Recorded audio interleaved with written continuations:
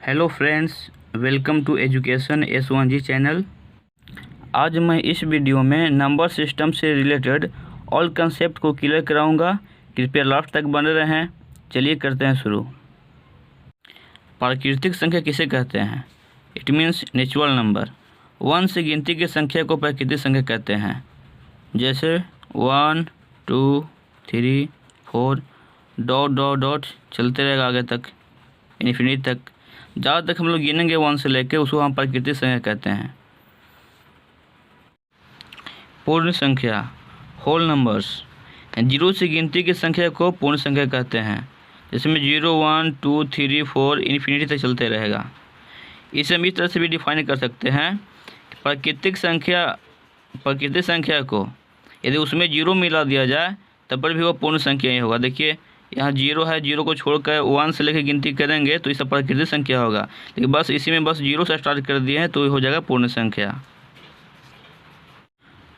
पूर्णांक संख्या integer numbers, इसमें क्या हुआ कि माइनस इन्फिनिटी से प्लस इन्फिनिटी तक जितना भी संख्या रहेगा वो सब पूर्णांक संख्या कहलाएगी। जैसे माइनस इन्फिनिटी से प्लस इन्फिनिटी के बीच कुछ भी लिख सकते हैं, -3 -2 -1 0 हो गया, 1 2 3 4 एक्सेट्रा कुछ भी लिख सकते हैं। माइनस इन्फिनिटी तक और प्लस इन्फिनिटी तक जितना भी दोनों इन्फिनिटी के बीच में जितना भी संख्या आ जाएगा, कोई भी संख्या हो, 10 लाख 1 करोड़ 2 करोड़ कितना भी संख्या आ जाए, वो सब चाहे माइनस में हो या प्लस में हो या 0 हो, तीनों संख्या को मिलाएंगे तो वो पूर्णांक संख्या कहलाता है। नेगेटिव और पॉजिटिव भी और 0 भी, उसको पूर्णांक संख्या कहेंगे। अभाज्य संख्याएं प्राइम नंबर्स, मतलब अभाज्य संख्या किसे कहते हैं? वो ऐसा संख्या जो सिर्फ एक और स्वयं से विभाजित हो, सिर्फ एक और खुद से ही कटे, बाकी दूसरा संख्या किसी से भी नहीं कटे। एग्जाम्पल में 2 जो है एक और स्वयं से सिर्फ 2 से ही कटेगा और 1 से ही कट जाएगा, बाकी कोई दूसरी संख्या से नहीं कटेगा। जैसे में 3 5 7 11 और 15 तो कट जाएगा, 15 तो 15 नहीं होगा, 17 etc। ये सब जो संख्याएं हैं वो खुद से विभाजित होगा और 1 से विभाजित होगा, बाकी दूसरा संख्या किसी से भी विभाजित नहीं होगा। जिसमें 3 देख लेते हैं, 1 से कटेगा, बाकी 3 से कटेगा, बाकी कोई संख्या से नहीं कटेगा। 5 से 1 से कटेगा और 5 स्वयं से कटेगा, ये तो 2 से कटेगा नहीं, 3 से भी नहीं कटेगा। 7 ये 1 से कटेगा और ये 7 खुद से ही कटेगा, बाकी 2 और 3 से भी ये भी नहीं कटेगा। 11 भी इसी तरह से ही है, 1 से कटेगा खुद से कटेगा, बाकी दूसरा संख्या किसी से भी नहीं कटेगा। 17 भी सेम ही है, 2 से भी नहीं कटेगा, 3 से भी नहीं कटेगा, 4 से भी नहीं कटेगा, 5 से भी नहीं कटेगा। सिर्फ ये जो सिर्फ है जो 1 और ये खुद से ही कटेगा, बाकी दूसरा संख्या से किसी से भी नहीं कटेगा, उससे इस संख्या को अभाज्य संख्या कहते हैं। जैसे में एग्जाम्पल में 19 भी देख लेते हैं। 19 है जो 1 से कटेगा और सिर्फ 19 से ही कटेगा, बाकी दूसरा संख्या किसी से भी नहीं कटेगा।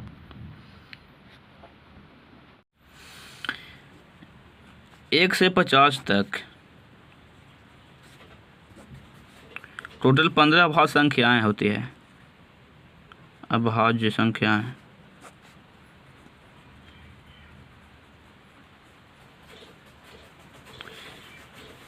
और 50 से लेकर 100 तक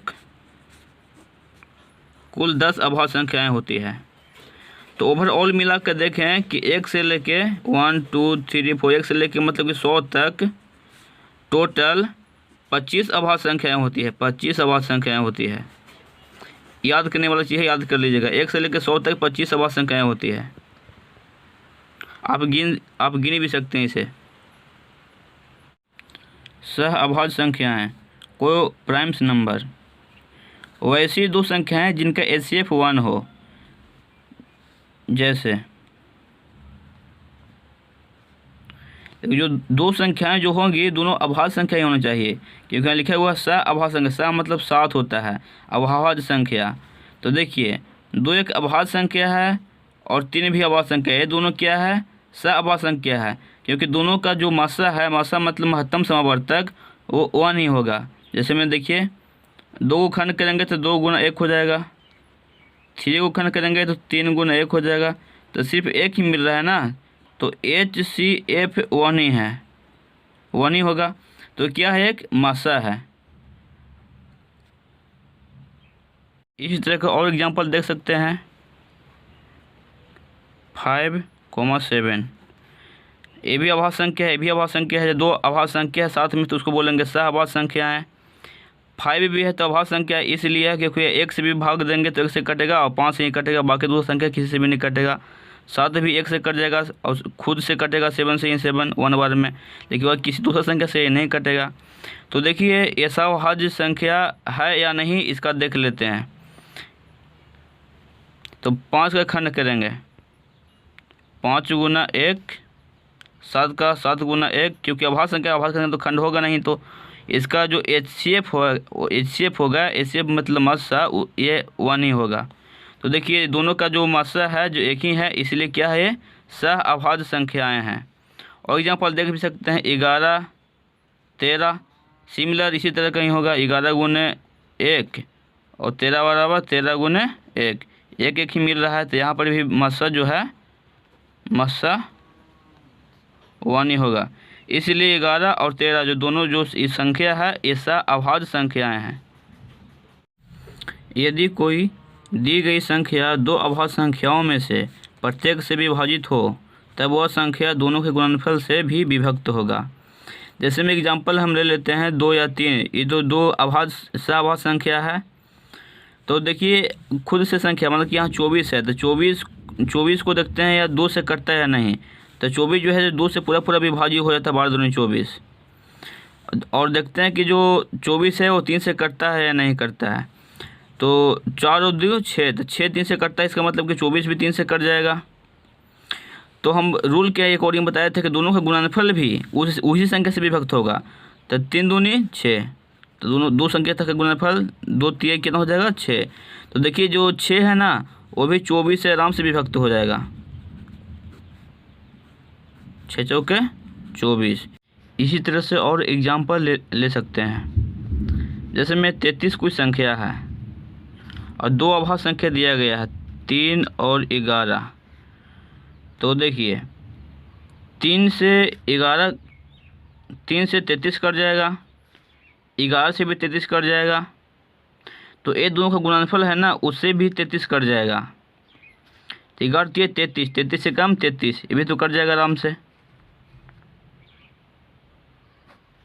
एक बार में कट जाएगा। इस तरह से और एग्जांपल ले सकते हैं। जैसे में 5 अभाज्य संख्या है, 7 भी अभाज्य संख्या है।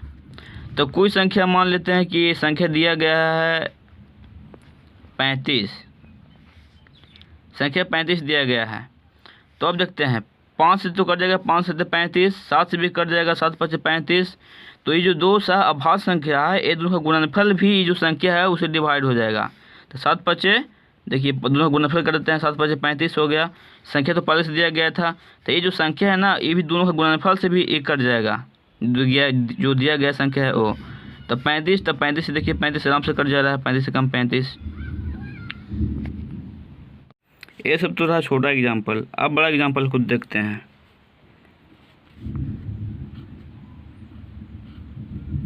19,752। अब इसे चेक करते हैं। लास्ट में 2 है, इसका मतलब कि जो पूरा जो संख्या दिया गया है वो 2 से कट जाएगा, और 2 क्या है एक अभाज्य संख्या है। अब देखते हैं कि ये किसी दूसरा अभाज्य संख्या से कटता है या नहीं। तो उसके 2 के बाद तो 3 अभाज्य संख्या आता है, फिर 5 आता है, फिर 7 आता है। तो देखिए फिर अब 3 से देखते हैं इसको। तो 3 से कटने का रूल क्या है कि पूरा संख्या को यदि जोड़ देंगे और जोड़ने के बाद जो योगफल आएगा वो यदि 3 से कट जाएगा तो पूरा संख्या भी 3 से कट जाएगा। तो देखिए 3 से चेक कर रहा हूँ। 1 + 9 + 7 + 5 + 2, 9 1 10, 10 और 17, 17 5 22, 22 2 24, 24 आया। तो 24 देखते हैं 3 से कटता है या नहीं। 3 8 24, 3 से तो आराम से कट गया।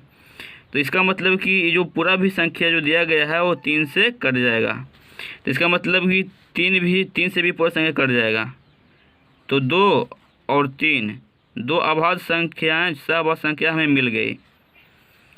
तो हमें रूल से पता है कि A और B यदि कोई दो सहअभाज्य संख्याएँ हैं तो उससे जो संख्या कटता है तो उसका गुणनफल भी जो है उससे जो संख्या दिया गया है वो पूरी कट जाएगा। तो देखिए हम चेक कर लेते हैं, 2 अभाज्य संख्या गुणनफल कर लेते हैं। 2 × 3 6 आ गया। तो अब देखते हैं कि दोनों का गुणनफल जो आया है वो इससे कटता है या नहीं। तो देखिए चेक कर रहा हूँ। 6 3 18, 1 और 7, 6 दूनी 12, 17 में से 12 गया 5, ऊपर से उतर गया 5, 6 9 54,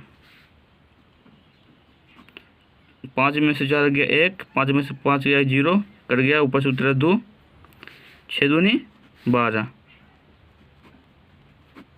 तो देखिए रूल के अकॉर्डिंग जो दो सह संख्या से जो दिया गया संख्या है वो पूरा पूरी कर देता है, तो ये दोनों सह संख्या गुणनफल से भी जो दिया गया जो संख्या है वो पूरा पूरी कट जाएगा। देखिए यहाँ कट गया है। नेक्स्ट वीडियो में मैं विभक्ति का रूल लेकर आऊँगा। 2 से कौन सी संख्या विभाज्य होगा, 3 से विभाज्य करने का रूल, 4 से विभाज्य करने का रूल, उस तरह से मैं 11 से विभाज्य होने का रूल 11 तक मैं बताऊँगा नेक्स्ट वीडियो में। Thanks for watching my video. All the best. Thank you.